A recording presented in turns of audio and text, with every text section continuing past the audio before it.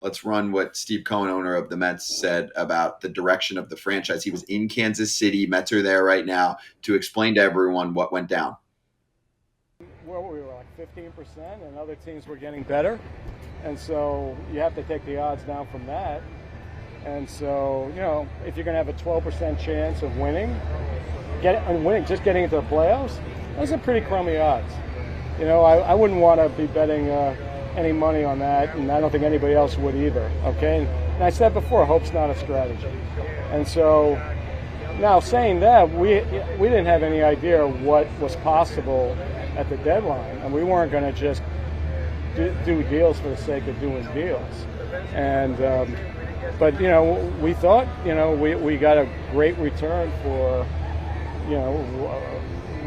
what the people that we ended up trading, and we weren't sure that was going to happen.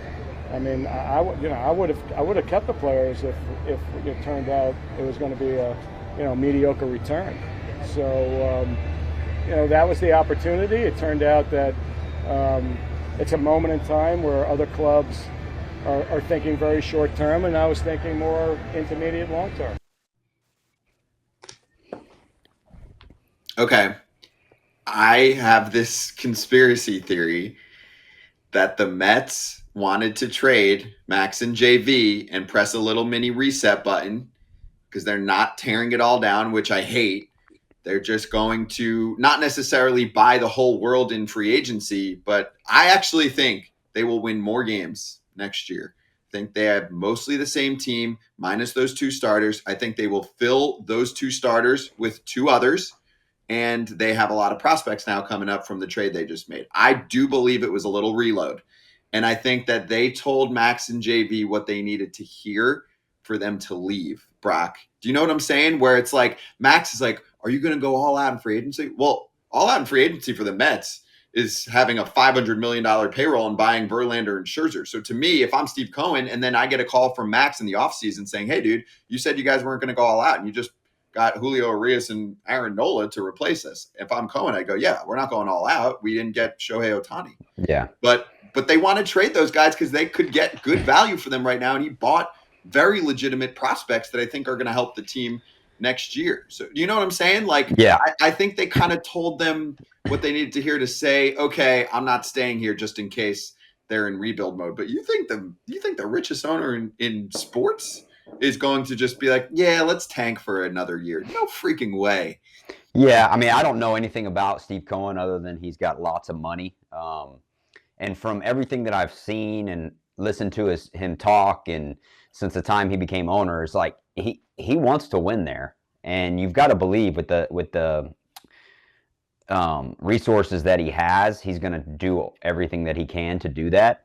But for me, it's like, I mean, I understand trading one of them, getting rid of, maybe trading Scherzer to the Rangers and keeping Verlander for next year. If you're really trying to, I mean, obviously you got two more prospects and they're reloading and retooling. But for me, I got to believe that, like you said, Scott, that they're going to try and win, and they're going to keep spending money. I mean, they're spending more money on players who don't play for them than, how 10, 11 teams are spending on their full rosters. So the dude's got money, and from an outsider's perspective, it seems like he really wants to do whatever he's got to do to win, to put a winning team on the field, and I believe that he's going to do that.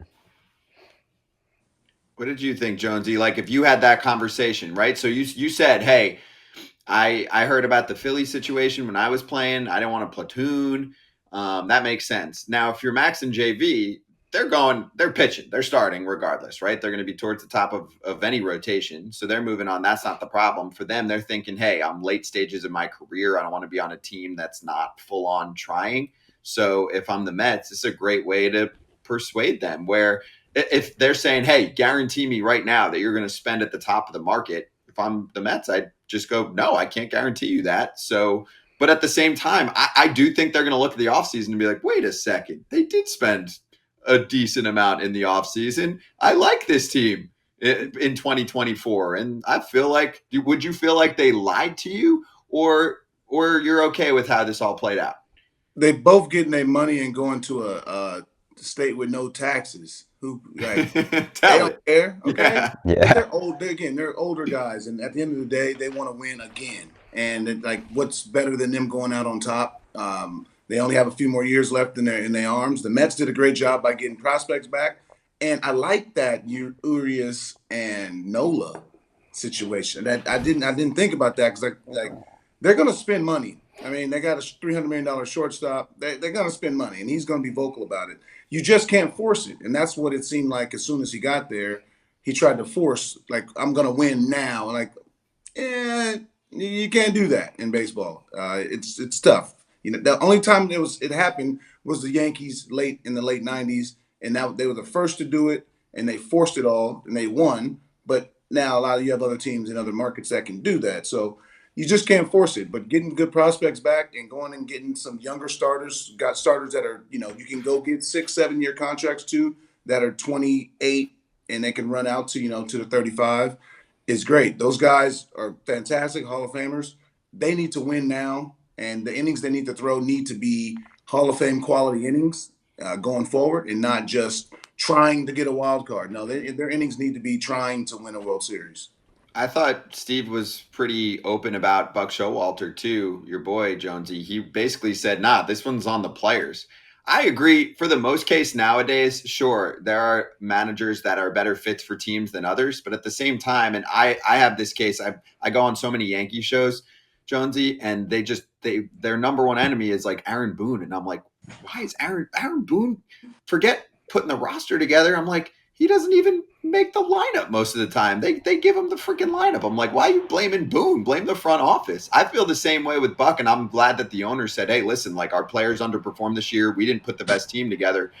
I don't think it's on Buck. Sure, you want to point at a few bullpen mistakes that were made, okay, but I don't think this should be Buck as much as Billy Epler. I mean, it's who constructs the team first. Obviously, it's the players. I mean, you deserve the blame. We are trying to grind it out, and we are unsuccessful all the time.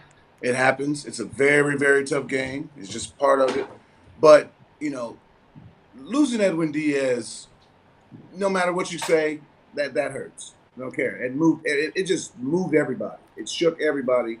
It made people that who weren't throwing in the eighth and ninth, and now they're throwing in the eighth and ninth.